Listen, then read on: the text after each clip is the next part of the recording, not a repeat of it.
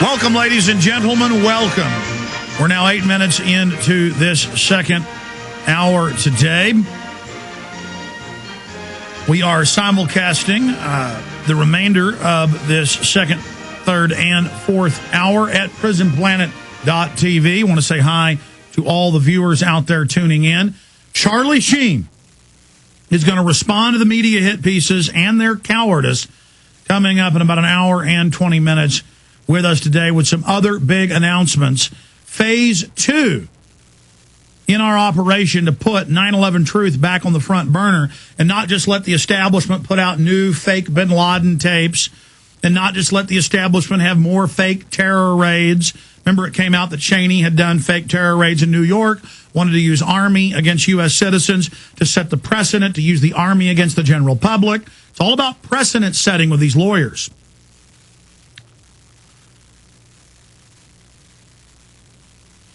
And we've got a lot of other key news coming up today.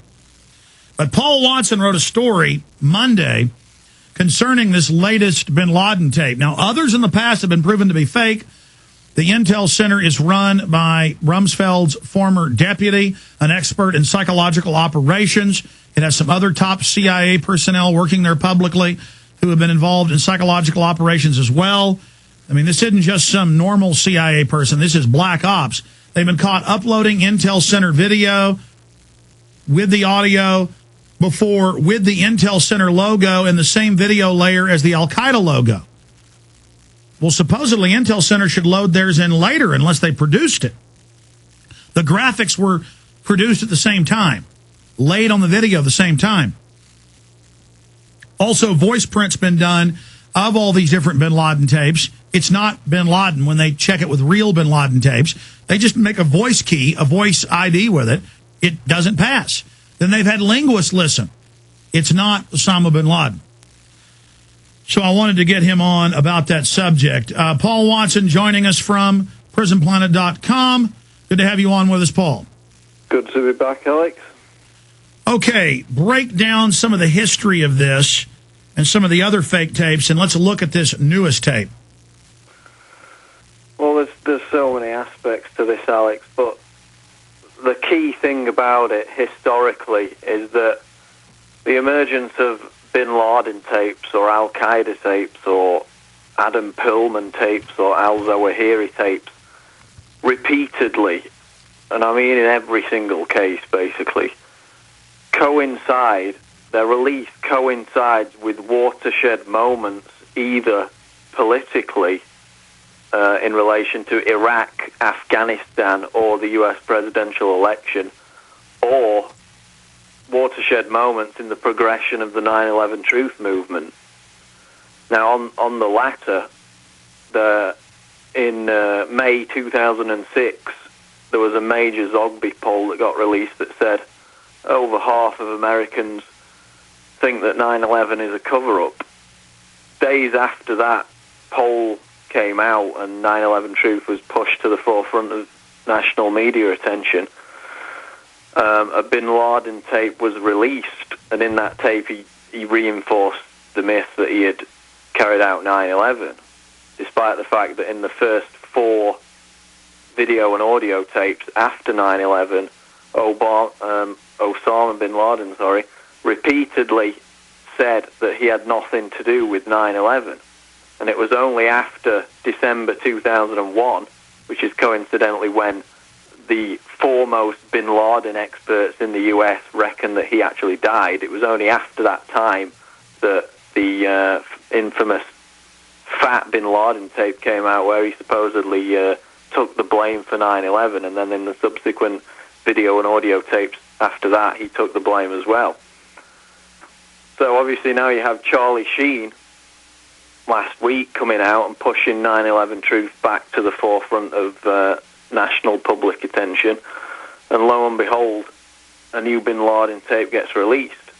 So from that perspective, it does have ties to progression within the 9/11 truth movement is normally followed by the establishment attempting to reinforce the official story by having bin Laden or al-Zawahiri come out and reinforce the official story that Al-Qaeda carried out the attack. But even more strongly is the historical track record of these videotapes coming out immediately around the time that either the Bush or now the Obama administration need some cover, need some support for their failing agenda, both in Iraq and Afghanistan. Now, probably the most infamous example was right before the invasion of Iraq, when Colin Powell was making his infamous presentation to the UN.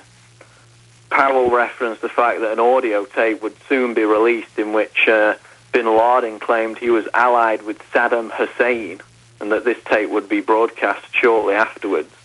Now, to anyone who has even a basic knowledge of geopolitics or religion regarding bin Laden and Saddam Hussein will know that those two are sworn enemies. They always were, and to have an alliance would be like, Ahmadinejad and Bush having an alliance. It would be completely out of the question. But Powell forecast that a tape would be released that proved a bin Laden link to Iraq, and lo and behold it was, and that was a key. It was a key piece of evidence that Bush cited as a reason to invade Iraq. Most of your readers will remember right before the 2004 election, the October surprise. Bin Laden appeared right on cue when Kerry was leading Bush by a few percentage points and looked like he was going to edge the election. Bin Laden appeared to attack Bush on October 29th, and a few days later, Bush won the election. And later, both Bush and Kerry attributed Bush's victory to the appearance of that bin Laden tape in late October of 2004. And even Walter Cronkite, the veteran news reporter, said it stank to high heaven and it looked like a Karl Rove orchestrated setup. So then you've got other examples where these tapes emerge at the most politically opportune moments for the government. On two separate occasions for 2 years running, Ayman al-Zawahiri, the number 2 to bin Laden, so-called deputy leader of Al-Qaeda, came out on the eve of the State of the Union speech in January 2006, and then again in January 2007. And in 2007, the big debate was about the Iraq surge, when Bush wanted to send 100,000 more troops into Iraq, and it was getting a lot of opposition. Right before the State of the Union, al-Zawahiri came out and attacked the proposal, saying it would never work, and that gave Bush, it greased the skids for him to ram through the proposal. And in fact, in that State of the Union speech in 2007, Bush cited al-Zawahiri's videotaped speech as a reason that people should support the surge policy in Iraq. So now we fast forward to today with this release of the supposed bin Laden tape yesterday, and it arrives on the back of the deadliest month ever for US forces in Afghanistan since the invasion. 46 dead, 46 US troops dead in August, and September is going to rival that, which is the highest monthly toll of the entire conflict. It also arrives on the back of a CNN public opinion poll, as well as others, that show that, quote, opposition to the war in Afghanistan is at an all-time high. And this is also following up the obviously rigged election where the US puppet Hamid Karzai, the former Unicol executive, has been returned to power on the back of his supporters setting up fake polling stations and creating fake ballots that returned him to power.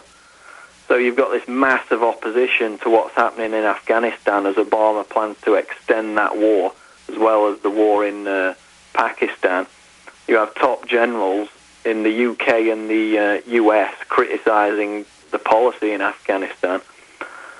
And lo and behold, Osama bin Laden pops up again out of nowhere on this audio tape and says that Barack Obama is, quote, powerless to halt the wars in Afghanistan and Iraq, which, as I wrote in the article, seems a pretty odd statement to make. And in light of the fact that Obama has only extended and aggressively beefed the campaigns in Afghanistan and Iraq.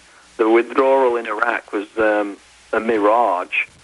He moved some troops out of the inner cities and just moved them out to the edges of the cities. And as you've talked about, Alex, 50,000 contractors were sent back in again. Okay.